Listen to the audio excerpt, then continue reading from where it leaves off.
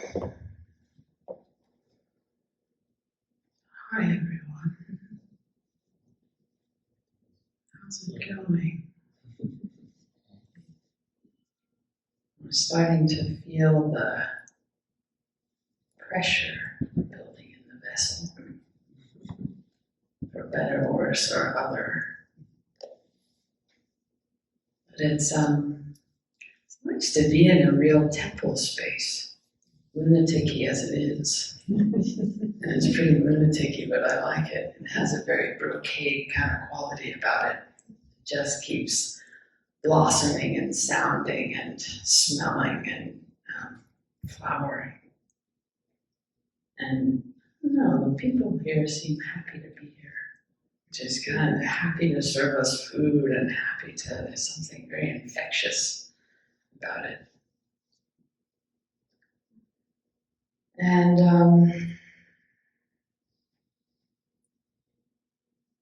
it's interesting how the brocade quality just starts to creep into everything. I was noticing as I was waiting to come in here, I was looking up at the intake fan in the ceiling and starting to see the brocade of the little squares that are dented in the brocade of the carpet and the brocade of the faces, and just see, oh, no matter where you go, you actually can't escape the brocade, try as you might. And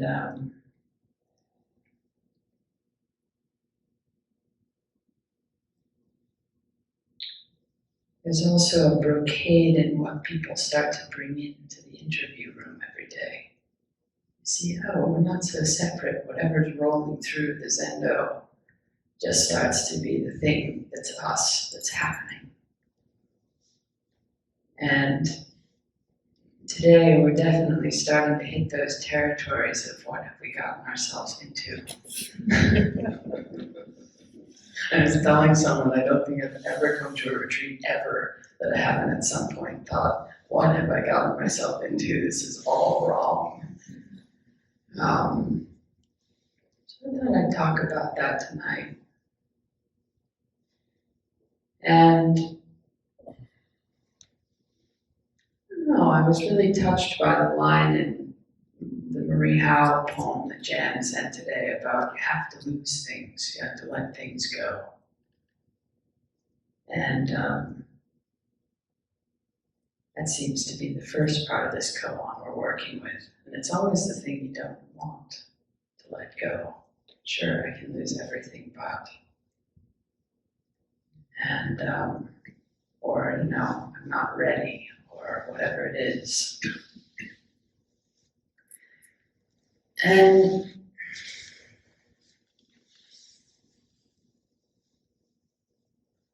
among those defenses that start to come up, one of the most intense, I think, is the compulsion to evaluate.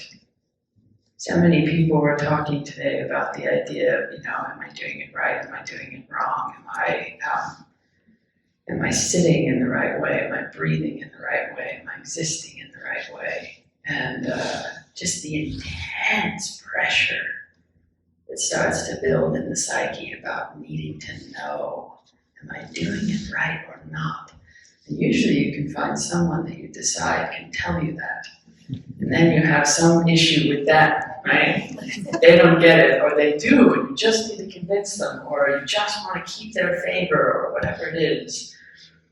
And I was remembering, Jan was talking about being here before, the only other time I've ever been here, which was many years ago now, I did this absolutely lunatic thing, which was, it was the first time I was head of practice, and I decided to invite my mother to sesshin, her having never, ever done anything like this, and somehow this seemed like a good idea to me.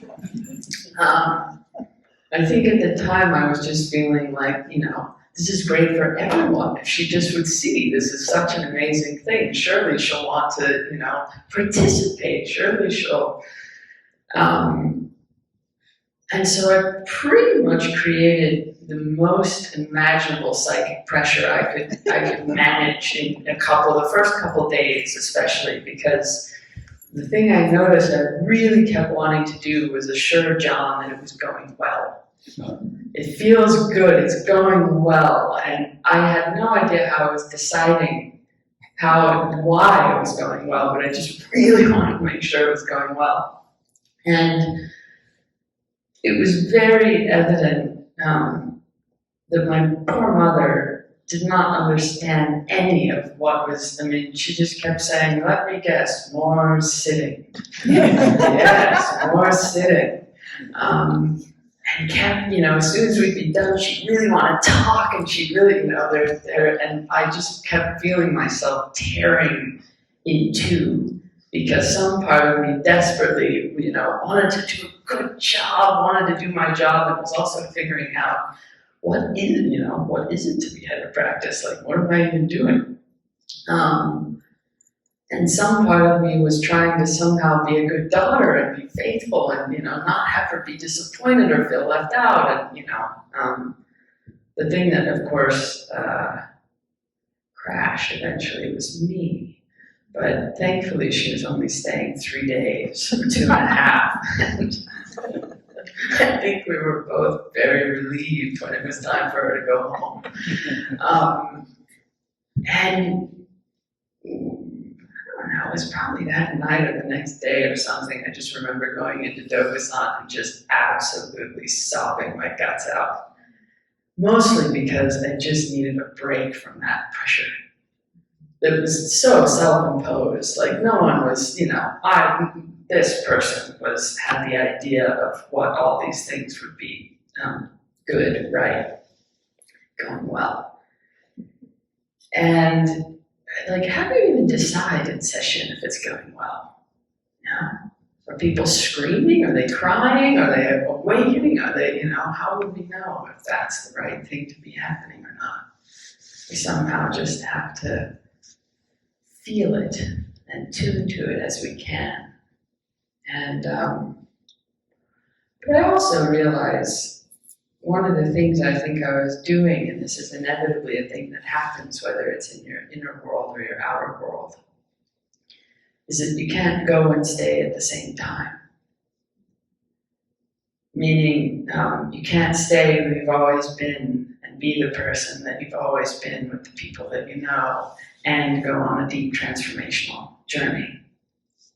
Doesn't mean you have to get rid of all of them, although some of them self-select, or things just, things start to change. But inevitably, you can have a pivot point crisis like mine, or you can have a sort of gradual thing where you just realize, I'm not quite who I've been. And maybe for a while you don't have any idea who you are as a result, which is a kind of terrifying prospect, and you want to start grabbing for things or shoring things up.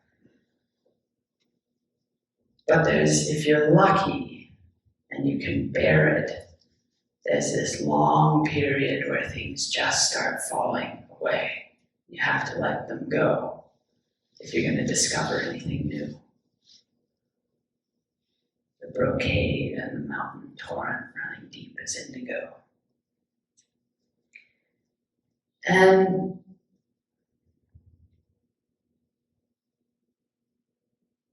I think a good crisis in the middle there can really help move things along. Some kind of breaking open, some kind of burning up, some kind of, Jan told us a funny story the other night at dinner that the first time she was the timekeeper, and she had been taught by someone who already is pretty tight, so she was, really wanting to go well. And this was at a time in PZI where before the Dharma talk, the timekeeper would stand out and hit the drum before the teacher came in, before John came in. And so she's trying to do this, and finally John just came up to her and said, fuck it up as badly as you possibly can. Just do it wrong. Just get it out of your system, because trying to hold off the not wanting to get it wrong was just strangling everything. And so she just started to laugh. And somehow that release, so so nice when it happens. You can't force it. It comes by tears, or it comes by laughter, or it comes by, I don't know, getting terribly sick or falling asleep, or like just that letting go of whatever you've been holding. And usually, we're trying to hold off something very specific to us. Some way we don't want to feel, or something that we don't want to face, which could be some sense of worthlessness, or some sense of shame, or some sense of rejection, or some sense of proving yourself right about something that you really don't want to believe is true, but you kind of secretly do. And so you're always constructing things to either prove to yourself that that's not true or that it is true. And I was talking with someone recently about how, whole marriages and friendships can be built on trying not to make each other look at or feel certain things, right? And there's a kind of brilliant but claustrophobic secret agreement that I won't make you look at this if you won't make me. And oftentimes it's the very same thing that manifests in two different people. I know a couple once where the guy seemed to have quite a lot of trouble staying faithful and had, 35 or so affairs or something, egregious. You think something compulsive is going on here. This is not ordinary. And his wife, his ex-wife, got a wrist thing that said, "You are worthy." I thought, oh, that's what he's trying to do too. By having 35 partners, is somehow prove that he's worthy. And for her, she then took on the shadow side of all of that. But it's the same wound, it's the same thing that both people are trying to avoid. And whatever it is, whatever the thing is that I think I can't possibly feel or stand or have seen, always becomes the gate, particularly in sesshin, because if you're lucky, and most of you are, the very thing that you're trying to not have happen will happen in like Technicolor. You will do exactly the wrong thing, you will piss off exactly the right person, you will make exactly the thing you hoped you never ever, this one, and you'll be horrified and you'll think,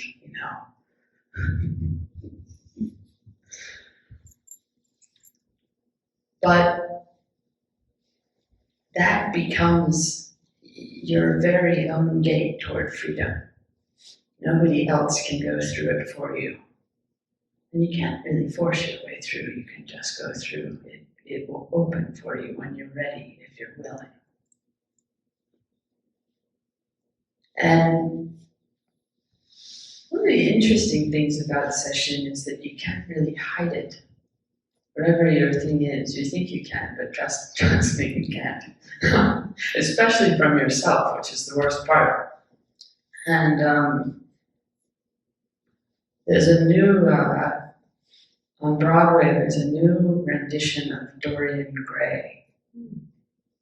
And if you're not familiar with the story, I'll say just a little bit about it. Even if you are, I'll say just a little bit about it, which is this beautiful boy gets painted, and the portrait is so beautiful, so astonishingly beautiful to the boy, that he thinks everything that happens from here on is just going to be worse.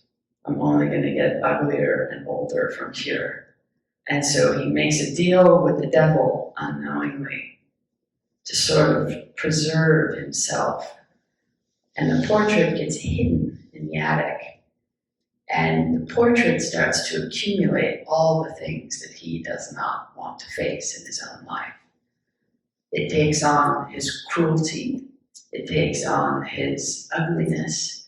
And as time goes on, the portrait just becomes this grotesque thing.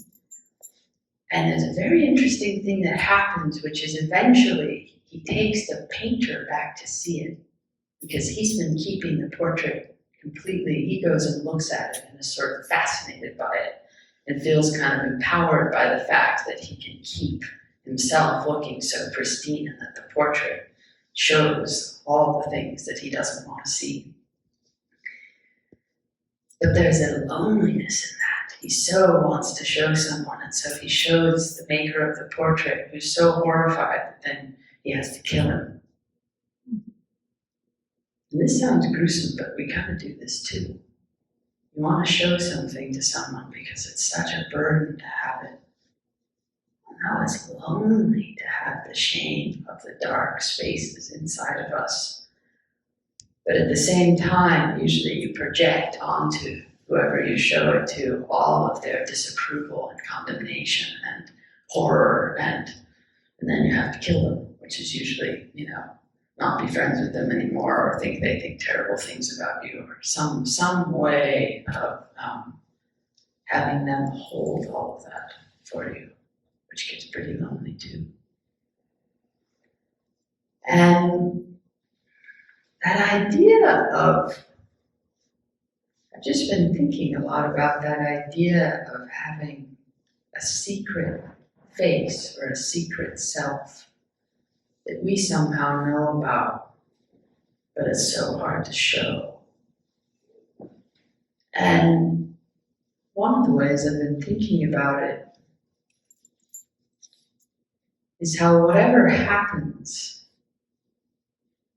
I don't know, let's say you're tired or something hurts, or you're afraid, but you don't want to show anyone. Somehow that still exists in the body of reality. It goes somewhere. And whether you show it or not, whether you can look at it or not, it's somehow here. And you feel it, and people feel it. And there's a kind of dis-ease that happens for you in your own presence. And that's part of what starts to happen as we sink into sesshin, is that you come into contact with that face you've been hiding. And you think, oh no. Can anyone else see? Can anyone else tell? And it's true that somehow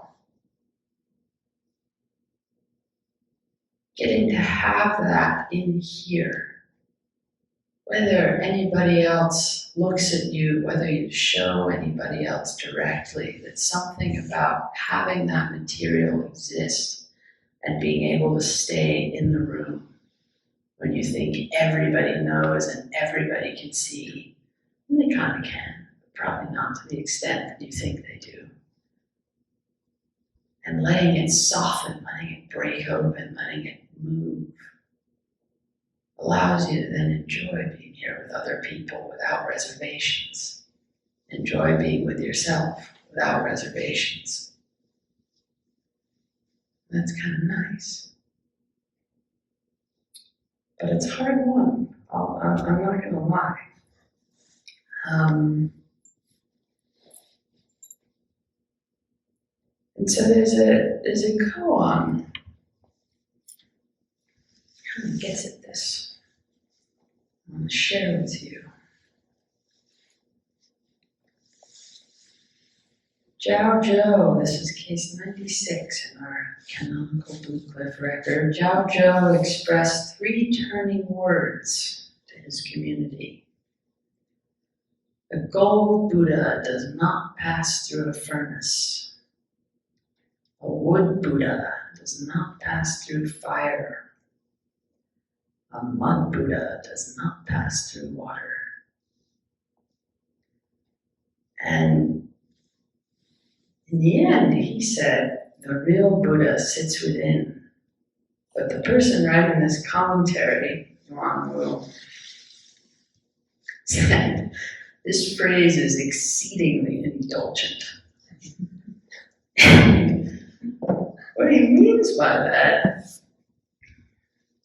is that when everything falls away, when this you that you're holding, that you think has all the whatever it has or doesn't have whatever it has, when it melts and burns and dissolves and just washes, all the ideas start to wash away. You don't even really have a within, just here. And so there is a kind of indulgence about thinking, oh, then I'll have a Buddha in here. No, just have here. And there are many, many ways to think about fire and water and gold. But I think fire especially, fire is such an interesting element in this practice. In the I Ching, Zen is fire over fire. There's something about the flame that ignites attention and consciousness and the practice that just, as things burn away, just the flame is left. But the burning can get intense. Burning is desire, it's frustration, which is a hallmark of meditation practice. You sit here to be frustrated with yourself, sometimes other people, sometimes not getting anywhere, sometimes frustration is rampant. And compulsion, such an interesting thing, the way something will just catch you and it just obsesses you. Something someone said, something you said, something you need, something you're sure needs to happen, something, and you realize if you're faithful to your practice and you just sit, it will just burn itself right up. And something new will appear once that happens, a new energy will appear. But you really have to go through the certainty of compulsion, wildly certain. And I think there are prolonged times in practice of just burning, whether it's whatever it is, desire for improvement, desire to get somewhere. I have my testament to burning. I'm someone who gets fevers very easily. Usually it's a result of putting too much pressure on myself. And I had an acupuncturist who thought that he would, maybe wisely, draw the fire out of me. So he put needles in my points here and just said, tell me when it is too much. And I'm tough. I can take it, it'll be good for me, it'll whatever. And he burned me so much. Finally, when I said, Uncle, I had boils, 3 boils on both of my, I know this is ridiculous, but we do this to ourselves, actually. Part of compulsion is a kind of, it's destructive. And I think one of the interesting things, one of the I guess part of what we're learning to do here is when do I need to push through and when does it start to turn dangerous for me? When do I know it's time to just fall down and rest? And it's good to have a teacher for these things because they'll either tell you you're full of shit for wanting to cop out or that you're full of shit for wanting to keep going. And you'll learn to tell the difference. But fire, one of the things fire does is it dries things out, makes them less volatile eventually. And so if you get sent back for being, it's helpful. Someone thinks you need to just keep burning. And eventually things become soft and dry and clear. But it's also true that things can get too dry and hard and fixed. And water is the thing that's needed. And so the Buddha of mud can't pass through water. And we're starting to be some water today. And part of water is really learning to dissolve into a container, into love in a certain way. And there's a terror in that kind of dissolving, but there's a real softness in it. It's learning to be part of the river and part of the brocade. And water comes through the heart. And there is a real fear if I let myself feel how much grief or how much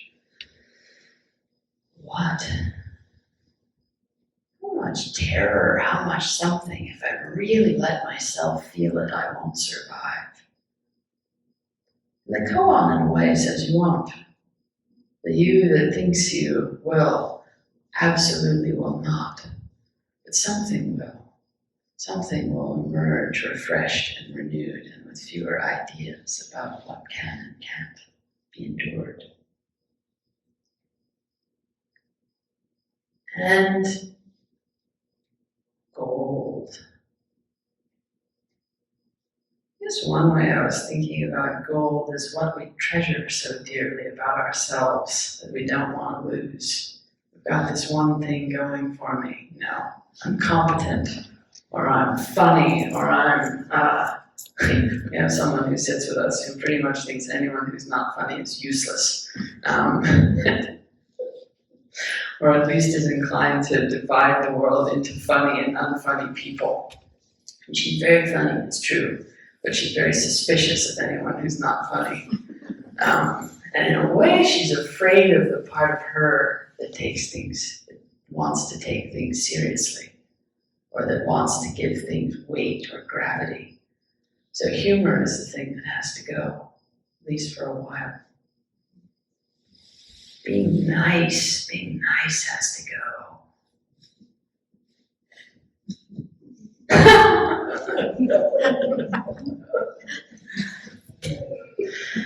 Being compassionate has to go. What else has to go? Everything must go. This is like a bargain basement sort of thing, except it's all your precious jewels laid out on the counter. Whatever they are, they must go. And you probably have in your mind something that you think, no, not that, not my ability to know what's going on, not my ability to at least put a good outfit together, not my ability, whatever it is. Everything must go. And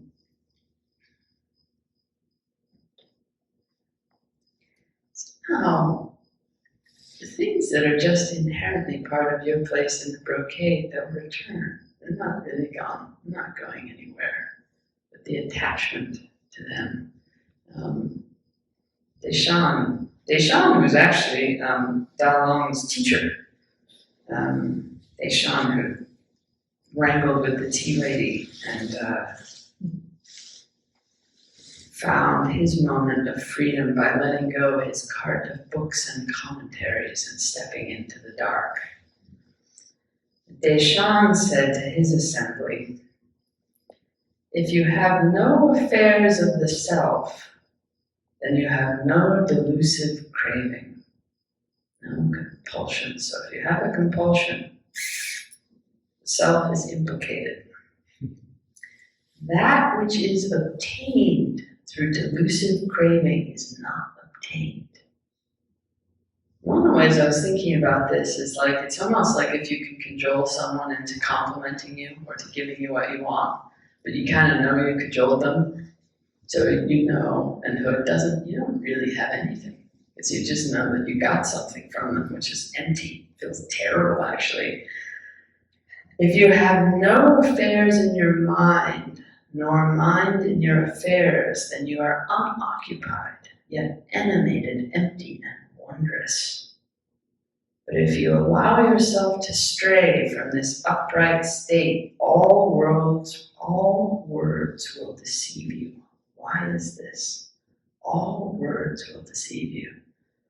You think, yes, if you're in the state of grasping or fending off, No matter what someone says to you, you'll take it in a weird way. That's a nice shirt you're wearing. Oh, what do they want? I love how you said that. Oh, they feel sorry for me.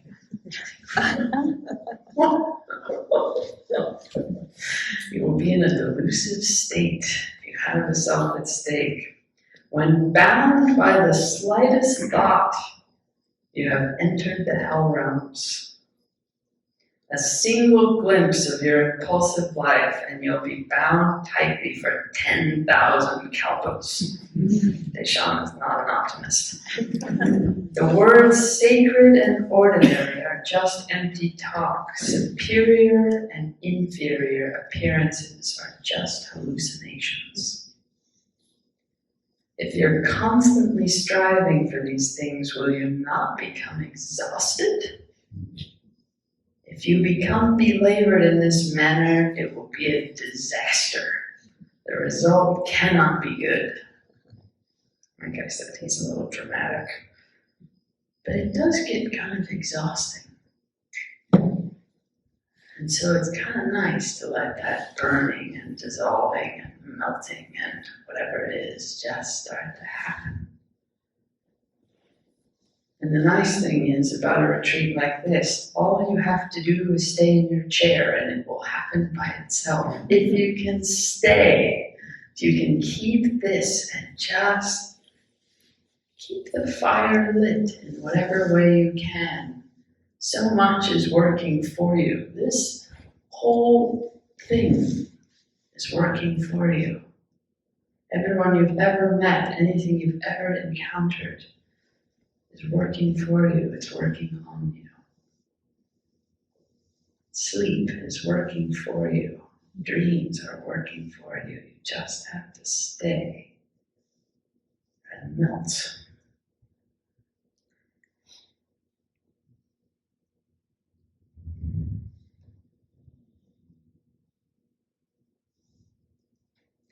Someone told me something interesting.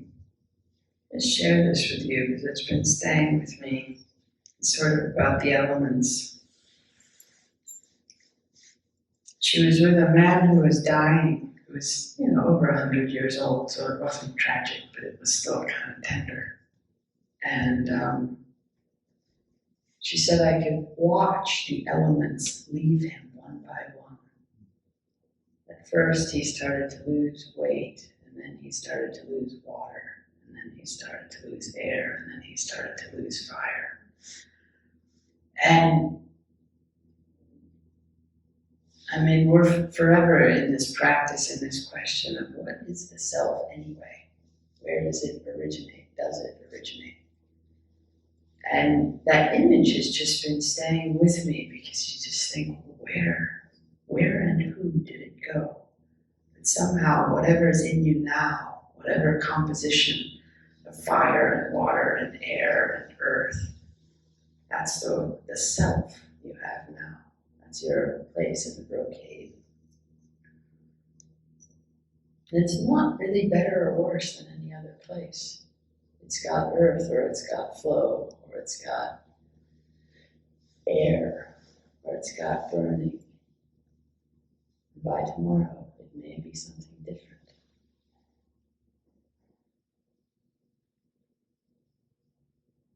So, I think that may be all I have to say tonight. Do you have any questions or anything burning that you would like to say tonight?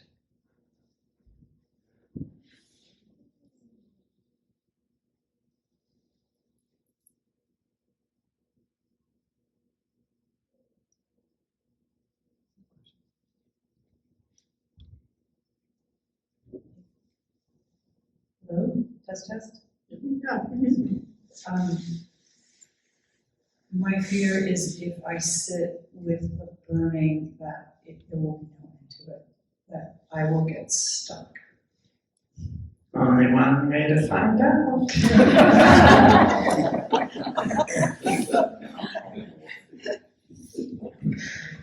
That's exactly it, yes. And I will say that's why it's very nice to have a container with teachings and with people and with it. There's something about that we can go past where we're normally afraid to stop by ourselves. And I think that's part of the brocade. Thank you.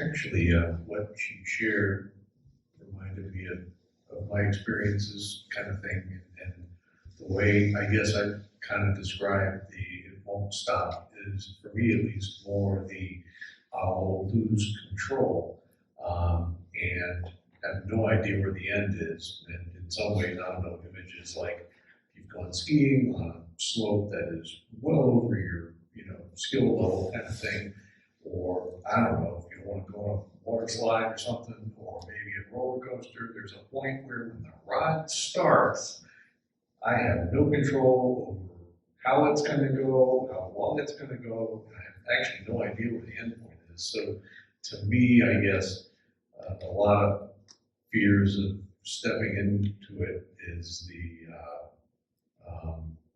that there's no end in sight, and I'll lose control when it starts, and all that's true, it feels like.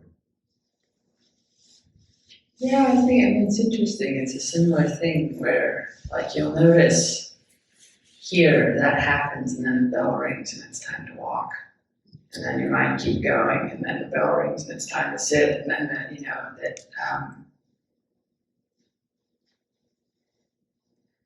we're so afraid to lose control. And I think our imagination of what we think that will mean is pretty much always horrifically worse than what happens. Like I would say that story, when my mother left and I just completely fell apart, that was a version of losing control, because I felt like, I wasn't then doing a good job or whatever. And there is sometimes when you start crying, you really think, I'm not going to be able to stop. And I remember someone telling me recently that she, for once in her life, cried all the way to the bottom.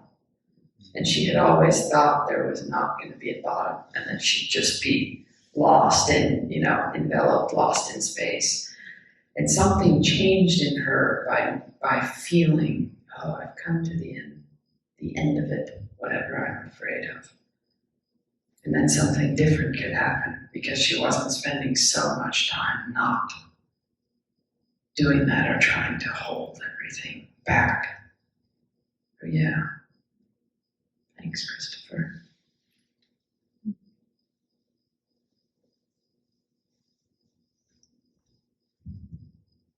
So, if your character traits that you are known by others to be nice and compassionate and all those wonderful ways you've been working in the world, have been working well, kind of, until you're exhausted.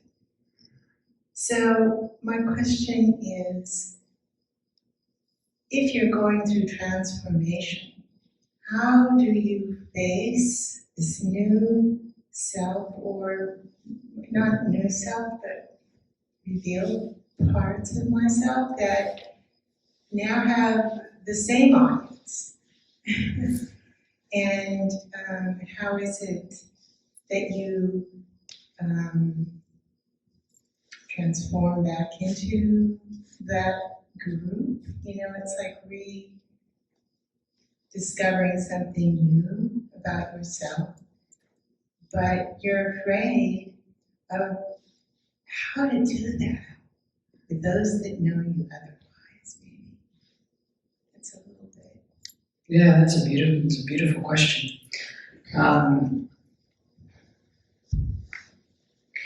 Sort of in the way I was talking about the painting in the closet. It's not always, in fact, it's often not the case that whatever's in the closet is so terrible. It's just the fuller picture of what reality actually is. And meaning that, if I'm always nice and I'm always, whatever the things you say, character traits, and I think that's going well. There's a side that might sometimes be impatient or annoyed or exhausted, and to be able to start to include that just for yourself. I've noticed it's often a relief to other people, not confronting. Meaning they can tell if you're trying to swim above water to keep things a certain way. Even if they can't tell consciously, they kind of know because they can feel this.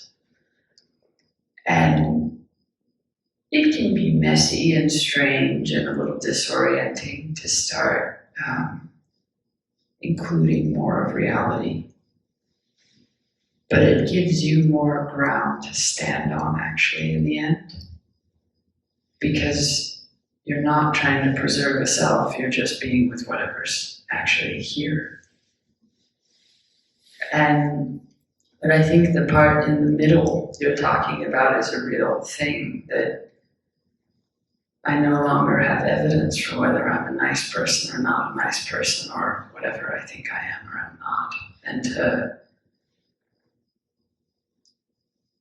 to be genuinely open and see what you're so afraid to lose if you weren't to hold so tightly would probably be places to start.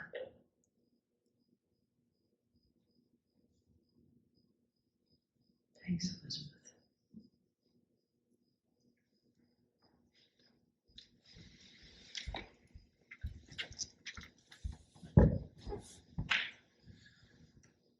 So I've been in meditation today and thinking about the decay part of the Koan. And this afternoon I had to take a break from here for a little bit to go be on a video call with my wife and her neurologist because she wanted me to be there. She has MS. And something she and I have talked about a lot, but it's up for me now, is that I'm quite a bit older than she is, so I'm facing decay. And she faces possible, uncertain, rapid decay, but maybe not. And then I've been thinking a lot about John. And I don't know what's going on with him, but there's days or weeks or months or decades, but we don't know. And that somehow, I can't even explain it, but somehow the brocade of flowers in the forest grows out of that compost, and that they're connected. And the great beauty and the great tragedy of that, those things being pressed inside each other. Beautifully said. Yeah. There's something in, there's definitely something in loss, particularly loss or the decline of a loved one, that it really pushes that edge of I can't bear it. I'm not going to be able to actually survive or withstand or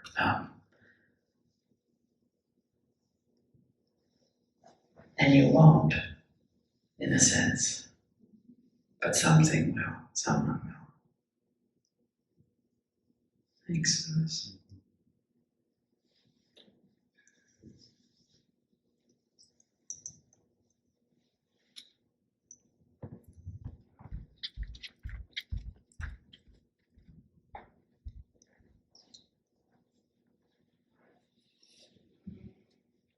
The thing that I might most need to change sometimes hides. And I mean, over my life, there have been many things I've probably needed to change, and some I have and some I haven't. And probably the ones that I haven't, they're not clearly visible to me. They're my blind spots. And you suggested that, you know, we do know these things, but what is that blind spot where we really ought to, everyone else knows these things about me that I should change, but I can't see it. And what should I do about my blind spots? This is such a good. Nobody else is interested in this question.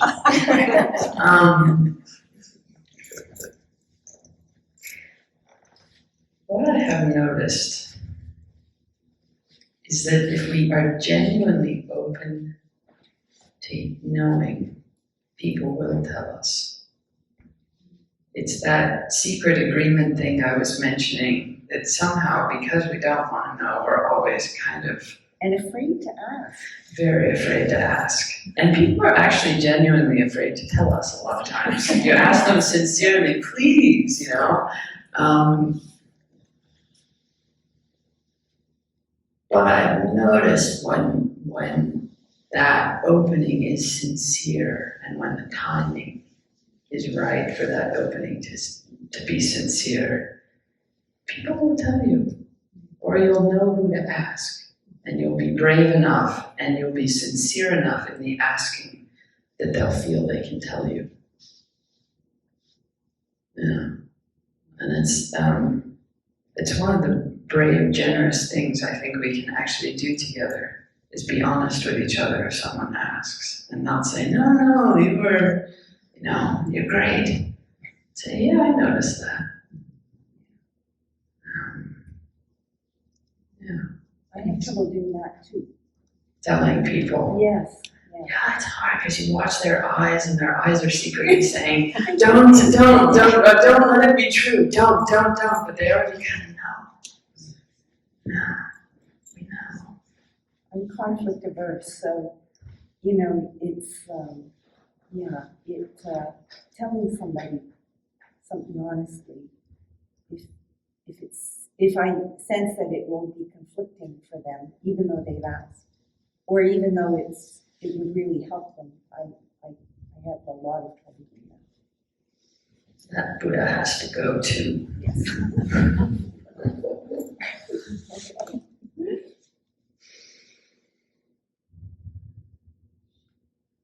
I think that's a good place to stop. Thank you, everyone. Thanks for being here.